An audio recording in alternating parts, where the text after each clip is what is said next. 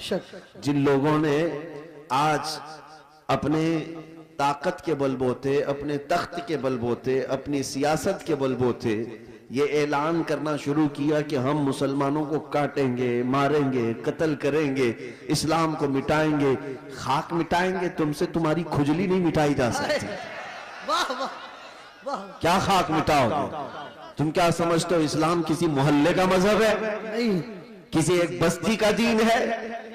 इस्लाम की जड़ें तहतुस्सरा में है और इसकी शाखें औजा सुरैया पर। इस दरख्त को हिलाना तो दूर की, पत्ते का बहाल बेका करना भी मुश्किल है। दुनिया बहुत कोशिश करके देख चुकी, तुम्हारे पास कितनी ताकत है, न कारून के बराबर है, न शद्दाद के बराबर है, न फिरौन के बराबर है, न हामान के बराबर है। बड़ी बड़ी ताकतें आई लेकिन दीन हक को कभी ना वो मिटा सकी थी, ना मिटा सकेंगी। और हम तो ये कहते हैं, ये जो तुम जुल्म का माहौल गर्म कर रहे हो, उसी वजह पर मैं आज गुफ्तगू कर रहा था। ये तो हमारे अमाल की शामत है। हम भटके हुए थे, हम भटके हुए थे, वरना कुरान में अल्लाह ने फरमाया वलन यजअलल्लाहु लिलकाफिरीना अलल मुमिनीना सबीला।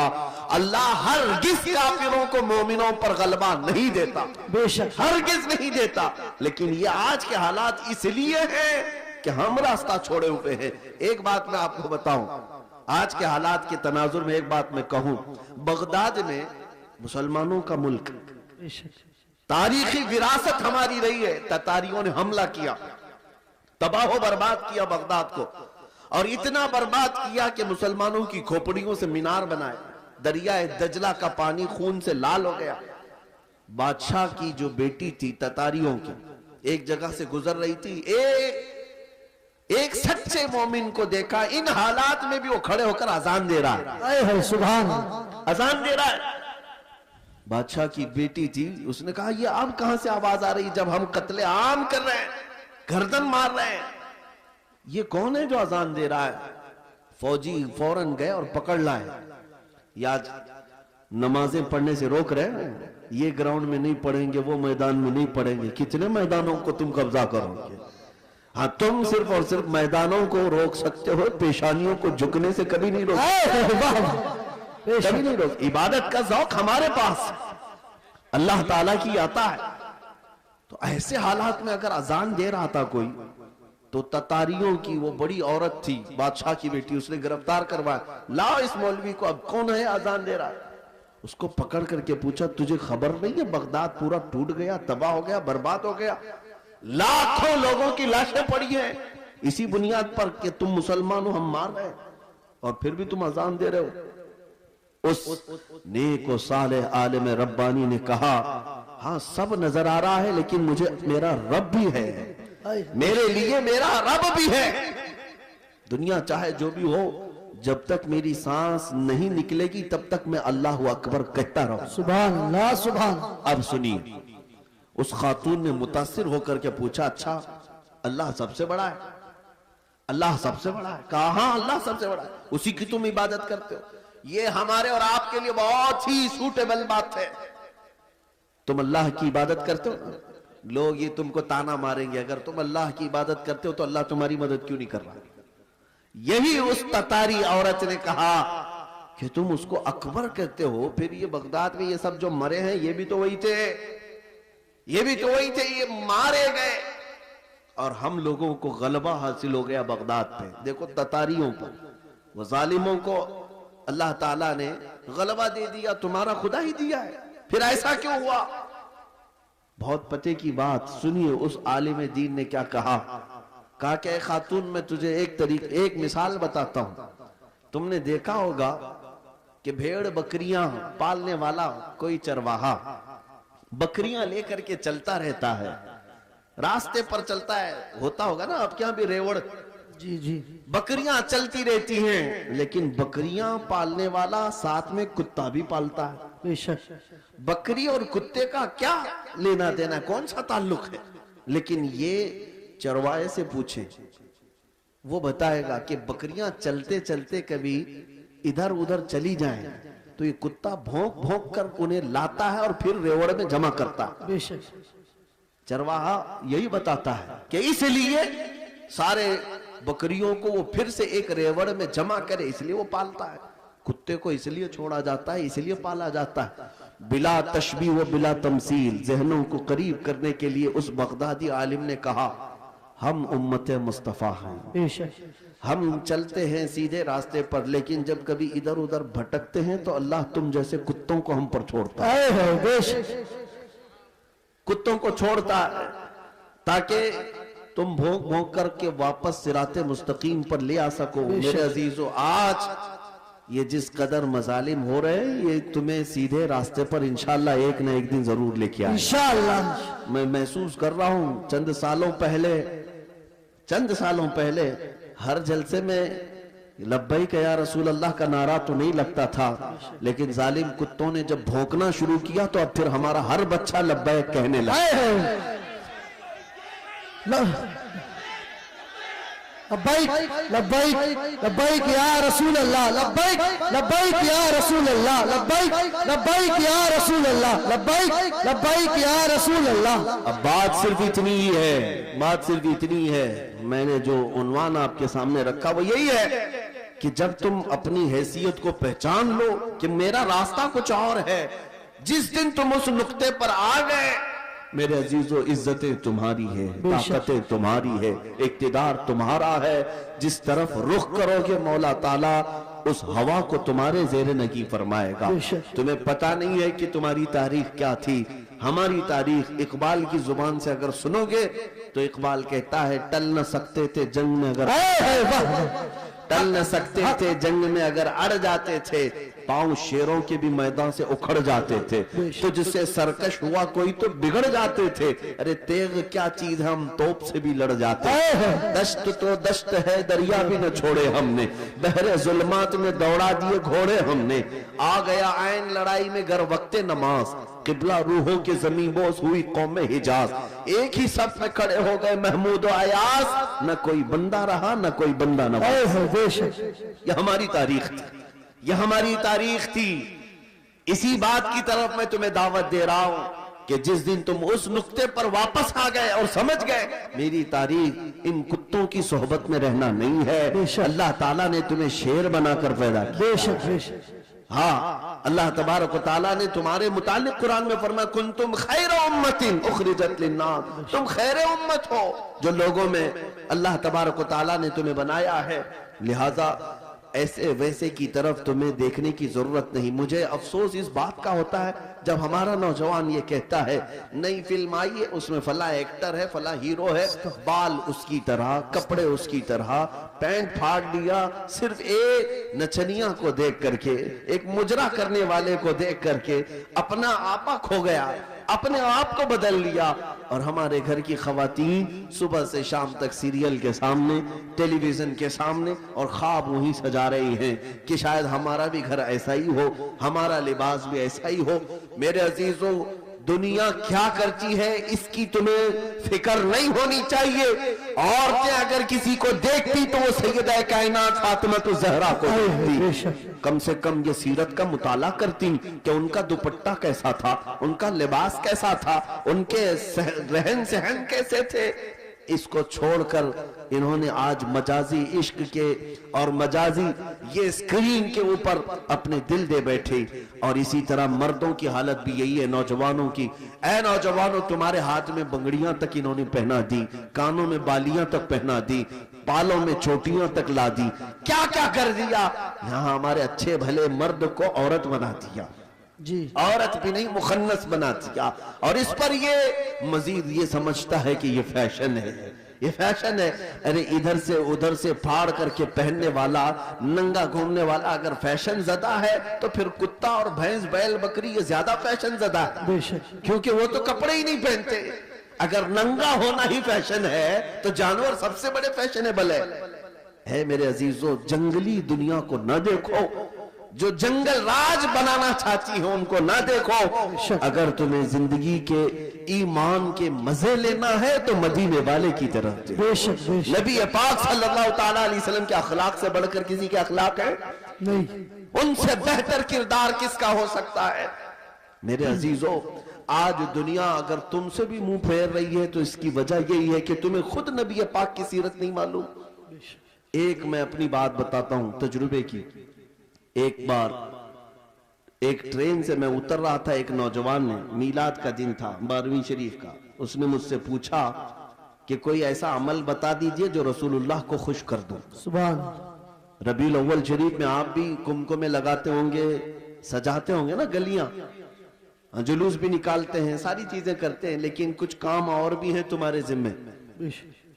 स्टेशन में थे, रेलवे स्टेशन से उतर रहे थे, मैंने उस नौजवान से कहा बेटा अगर कुछ करना है तो देखो हम स्टेशन पे हैं, जाओ कोई बूढ़ा या कोई कमजोर हो जिसका सामान भारी हो तो उठा लो, ये मेरे नबी पाक के अखलाक, हुजूर की सुन्नतों में से और हुजूर के अखलाक करीमाना में से ये बात थी। मक्का में हुजूर इस बात पर मशहूर थे कि अगर कोई बूढ़ा सामान उठाकर जा रहा होता, नबी पाक खामोश नहीं खड़े होते, उसका सामान अपने कंधे पे ले लेते। हाँ, हुजूर अकरम सल्लल्लाहु तआला अलैहि वसल्लम के मुताल्लिक हजरत खदीजतुल कुबरा रज़ियल्लाहु तआला अन्हा ने भी ये फरमाया कि आप बूढ़ों का, कमजोरों का बोझ उठाते हैं, अल्लाह आपके साथ बुरा कभी नहीं फरमाएगा। मेरे अजीजों, मैं आपको एक तजुर्बे की बात बता रहा हूं। वो नौजवान गया ढूंढते हुए, एक बूढ़ी औरत उतर रही थी 2 बड़ी थैलियां लेकर, उसके पास गया कि अम्मा जी ये मुझे दे तो मैं पहुंचा दूंगा आप तक। पहली बात में जाहिर सी बात है अजनबी को कौन सामान देगा। उसने मना किया कि भाई छोड़ दो, मेरा सामान मुझे ले जाने दो। वो नहीं दे रही थी, इसने जिद किया कि मुझे दे दीजिए। वो खातून कहने लगी पहले ये तो बता तू कुली है या सामान उठाने वाला है, ड्रेस से तो नहीं लगता, कहीं मेरा सामान उठा के भाग गया।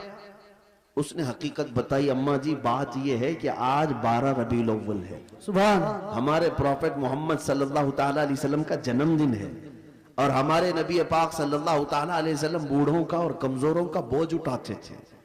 उनकी ये आदत थी, मैं चाहता हूं कि उनकी वो अदा पर मैं अमल करके उनको खुश कर दूं। सुभान सुभान। उस औरत के दिल पर ये बात लगी। वो नॉन मुस्लिम थी, नॉन मुस्लिम थी। उसने सामान उठा लिया, जहां तक जाना था वो खातून के साथ गया, टैक्सी किया और भेज दिया। नंबर शेयर कर लिए थे, वो औरत चली गई सामान लेकर। मेरे अजीजों, 6 महीने गुजर गए इसी तरह से। वो नौजवान मुझसे कहता है कि मुझे तो खबर नहीं थी, बात आई गई हो गई, एक बार इस तरह से किसी की मदद कर लिया, लेकिन 6 महीने के बाद वो एक खातून जो क्रिश्चियन थी, वो फोन करके कहती है कि बेटा क्या हालचाल है, तुझे याद है हम स्टेशन में मिले थे और तू मेरा सामान उठाया था। कहा हाँ अम्मा जी याद है। कहा कि पिछले 6 महीने से मैं तेरे नबी की सीरत ही पढ़ रही हूं। सुभान अल्लाह, सुभान सुभान। ने मुझे उनकी तरफ डाइवर्ट कर दिया और हर दिन उनकी बात पढ़ती हूँ तो मजा कुछ और ही आता है, सुभान, लुत्फ कुछ और ही आता है। अजीज़ाने गिरामी वक़ार, आज भी दुनिया तुम्हारे नबी को अगर पहचानेगी तो तुम्हारे अखलाक से पहचान, बेशक, सुभान, तुम्हारे किरदार मानो अपने नबी पाक, बेशक। लिहाजा तुम्हारे ये जिंदगी गुजारने के तौर तरीके ऐसे नहीं होनी चाहिए कि दुनिया तुमको देख करके ये कहे ये निहायत गंदे रहने वाले कहां किस दीन की तरफ बुलाएंगे। न इनके यहाँ पाकीज़गी है, न तहारत है, न सफाई है। आज नशा अगर कहीं बिकता है तो लोग तुम्हारी तरफ इशारा करते हैं, बेशक। पता पूछो कि नशा कहाँ मिलता है तो मुसलमान मोहल्लों की तरफ इशारा कर देंगे। करते भी यही हैं, बेचते भी यही हैं। और मेरे अजीजों, सबसे ज्यादा जराइम कहाँ होते हैं? लोग तुम्हारी तरफ इशारा करने लगते हैं। मैं ये नहीं कहता कि हम जराइम पेशा हैं, लेकिन तुम गैरों की साजिशों के नजर हो गए। एक बादशाह ने अपने वजीर से पूछा था, मेरी कुर्सी लंबी देर तक मुझे कायम रखना है, क्या करूं? वजीर चालाक था, उसने कहा रोज रोज नई स्कीमें देते रहोगे, खाएंगे फिर पूछेंगे तुम्हें कि फिर नई स्कीम क्या आई है। कहा अगर लंबी देर तक अपनी कुर्सी कायम रखना चाहते हो तो एक ही काम है, अपनी पूरी रियाया को नशा खिलाना शुरू कर दो। अल्लाह, चरस, भंग, सारी चीजें इनको पिलाने की आदत डाल लो। बादशाह ने पूछा ऐसा क्यों? कहा जब ये सब नशेड़ी हो जाएंगे तो कब तुम्हारी कुर्सी की तरफ देखेंगे जी। उनको उनका नशा मिल जाएगा, बस वो सोचेंगे भी नहीं कि कौन हुकूमत कर रहा है, कौन कुर्सी पे बैठा है जी। इस फार्मूले पर दुनिया आज भी अमल करती है जी। अगर हक बात कोई जमात दुनिया में करती है तो वो मेरे मुस्तफा के गुलामों की जमात, बेशक बेशक। दुनिया को ये पता है कि ये अगर उठ गए तो कुर्सियां भी हिलाते हैं, बेशक। ये अगर उठ गए तो हक बात के ऐलान के लिए अपनी गर्दनें भी लुटा देते हैं, कटा देते हैं। बेशक इसलिए पूरी दुनिया ने ताकत ये लगाई कि इनके मोहल्लों में नशा ज्यादा रहे, इनके मोहल्ले में अय्याशी ज्यादा रहे। ये सारे फैशन कहां से शुरू किए जाते हैं आपको पता है? आज सऊदी अरब पूरी दुनिया का टारगेट बना हुआ है। इजराइल वहां उतरा हुआ है, अमेरिका वहां उतरा हुआ है, रशिया, यूके सब वहां उतरे हुए हैं। हम तो उसे मरकज इस्लाम मानते हैं, मक्का मुकर्रमा और मदीना तैयबा होने की वजह से, इसलिए नहीं के बादशाही हुकूमत है। लेकिन जिनको पूरी दुनिया में अपने फैशन फैलाना था फैला देते, लेकिन अरब में क्यों गए? इसलिए कि उन्हें पता है, बहुत जमाने पहले इकबाल ने कहा था, यूरोप अगर किसी बात से घबराता है ना मुसलमानों से, तो किस बात से? ये फाका कश मौत से डरता नहीं जरा, रूहे मोहम्मदी इसके बदन से निकाल दो, रूहे मोहम्मदी इसके बदन से निकाल दो। अरब को देख करके अजम के तखय्युलात इस्लाम को हिजाज और यमन से निकाल दो। जी बेशक ये इकबाल ने बहुत पहले 100 साल पहले कहा था। आज उस पर दुनिया अमल कर रही है। पूरे सऊदी को यहूदी बनाने में कोई कसर नहीं छोड़ी जा रही। बेशक डांस क्लब वहां आज सैकड़ों सिनेमा हॉल खोल दिए गए सऊदी अरब में। जी मक्का मुकर्रमा और मदीना तैयबा में बाजारों में नशा पहुंचा दिया गया। जी मैंने खुद देखा है, अगरचे वहां पर मौत की सजा रखी गई, लेकिन वहां तक भी पहुंचा दिया। नशा का मतलब सिर्फ सिगरेट बीड़ी की बात नहीं कर रहा हूं, कोकेन, अफीम, हेरोइन जैसी नशा की चीजें पहुंचा दी गई। नंगेपन को रिवाज दिया जा रहा है। नई नई बीच बना करके समंदर के किनारे नंगे जिस तरह लेटते हैं, दुनिया ये चाहती है कि मोहम्मद अरबी के गुलाम भी इसी तरह नंगे लेटे। अल्लाह वो हदीस सादिक आ गई, मेरे आका ने फरमाया था, यूशकु अन तदाअ अलैकुमुल उमम कमा तदाअल अकिलतु इला क़ुसअतिहा। हुजूर फरमाते हैं, करीब एक जमाना आएगा, तुम देखोगे सारी कौमें मेरी उम्मत पर झपट पड़ेंगी जैसा भूखा बर्तन पे झपटता है। ये सब के टारगेट हम ही बने हुए हैं। आज अखलाक तुम्हारे अंदर से निकालने के लिए क्या क्या किया जा रहा है जानते? ये इंटरनेट इस तरह से आसान करके तुम्हारे हाथों में दिया गया और नौजवान को आजादी के नाम पर खुला छोड़ दिया गया। नौजवान लड़का हो कि लड़की हो, इसे खबर भी नहीं है कि तुम्हारे हाथ में एटम बम की तरह से एक हथियार आया है। ये हो सकता है दुनिया को न तबाह करे, लेकिन तुम्हारा ईमान और अखलाक मुकम्मल तबाह कर रहा है। एक दो नहीं, सैकड़ों नौजवानों के मैसेज मेरे पास है जिन्होंने 25 से 30 साल के बीच में ही अपनी जवानी बर्बाद कर ली। क्या करते क्या थे? इस मोबाइल की दुनिया में दाखिल होकर उन्हें ऐसा लगता है अब कोई नहीं देख रहा है, पोर्नोग्राफी करते रहो, बेहयाई की फिल्में देखते रहो, नंगी तस्वीरें देखते रहो। मेरे अजीजों, मैंने एक डेटा निकाला था लॉकडाउन के मौके पर, उसमें जो इंटरनेट में सर्च करने का जो डेटा आता है कि किस चीज को कितनी बार सर्च किया गया है, तो पता है आपको, हैरत होगी, एक रिपोर्ट आई है इस लॉकडाउन के बीच में 95% अगर नेट में कोई चीज सर्च हुई है तो पोर्नोग्राफी, गंदी तस्वीरें और नंगी तस्वीरें देखने के लिए सबसे ज्यादा सर्च किया गया है। ये क्या हो रहा है? आपको अंदाजा भी है कि दुनिया तुम्हें तबाही के किस दहाने पर ले जाना चाह रही है। मैं आज ये बातें खुलकर इसलिए अर्ज कर रहा हूं कि अगर आज तुम बेदार नहीं हुए, कल तुम्हारे आने वाले बच्चे ये ना पूछे कि मोहम्मद किसका नाम था। मुआज़ल्लाह रब्बिल आलमीन। कुरान क्या चीज है? क्योंकि मैंने ये जिद्दा में, अरब में, सऊदी अरब में एक शेख को कहते हुए सुना, अरबों ने अपने बच्चे ऑस्ट्रेलिया में, अमेरिका में पढ़ने के लिए बचपन में ही डाल दिए थे, और जब बच्चे वो जवान होकर के आए तो अपने बाप से इस बात पर लड़ने लगे कि अल्लाह एक ही क्यों है। ये कहां की बात कर रहा है? अरब की बात कर रहा हूं। आज यहाँ के भी हालात कोई दिगर नहीं है। तुमने भी बच्चे पैदा होते बोलते ही दूसरों की झोली में डाल दिया। तुम ये चाहते हो कि मेरा बच्चा फर अंग्रेजी बोलने लगे तो बहुत बड़े कमाल का बच्चा है, बहुत पहुंचा हुआ बच्चा है। तुम्हें पता ही नहीं कि दुनिया अपने कदमों में गुलाम बनाने के लिए सारे हथियार लाकर रख चुकी है। लेकिन फिर भी मैं अपनी इस किश्ते वीरान से मायूस नहीं। इस दुनिया ने जो करना था सब कर लिया है। आपको पता है हर स्कूल में, एजुकेशन में सिलेबस बदल करके क्या क्या चीजें जहर के तौर पर डाली जा रही हैं, क्या क्या चीजें डाली जा रही हैं। मुसलमान बच्चों के ईमान कब के तबाह हो जाए। एक स्कूल के एक किताब मेरे पास लाई गई थी, काफी साल हो गए, जिसमें चौथी या पांचवी की या तीसरी की, उसमें इंग्लिश में एक पोयम थी जिसका मतलब ये होता था कि खुदा कभी कभार उतरता है, इंग्लिश में गॉड उतरता है और बीच पर नाचने वालियों को गौर से देखता है, कभी वाइन पीता है, नाउज़ बिल्लाहि मिन ज़ालिक।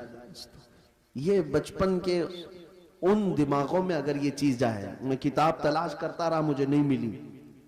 किसी साहब ने कहा था कि कोई टीचर ये पढ़ा रही थी स्कूल में, अगर यही सारे मामलात रहे तो मेरे आका की वो हदीस भी सादिक आती, कुल्लु मौलूदिन यूलदु अलल फितरा व अबवाहु युहव्विदानिही औ युमज्जिसानिही औ युनस्सिरानिही। हर पैदा होने वाला बच्चा इस्लाम की फितरत में पैदा होता है, लेकिन उसके माँ बाप उसे यहूदी बना देते हैं, ईसाई बना देते हैं, या आग का पुजारी बना देते हैं। आज यही तो हालात है। तुम्हारे घर का बच्चा तो ईमान पर पैदा हुआ था, लेकिन तुमने किसी और की गोद में डालकर कब के उसे काफिर बना दिया। और नबी पाक सल्लल्लाहु ताला अलैहि वसल्लम ने यह भी फरमाया, क़यामत के करीब एक जमाना ऐसा आएगा तुम पर, सुबह तुम मोमिन रहोगे, शाम में काफिर हो जाओगे, रात को मोमिन सोओगे, सुबह काफिर उठोगे। मैं सोचता था ऐसा कैसे हो सकता है।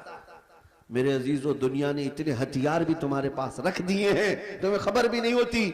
तुम गाने सुनते सुनते सो रहे होते हो, कई कुफरिया कलमात उसमें आते हैं, रात को तो ईमान वाले थे, सुबह सुन करके काफिर हो चुके।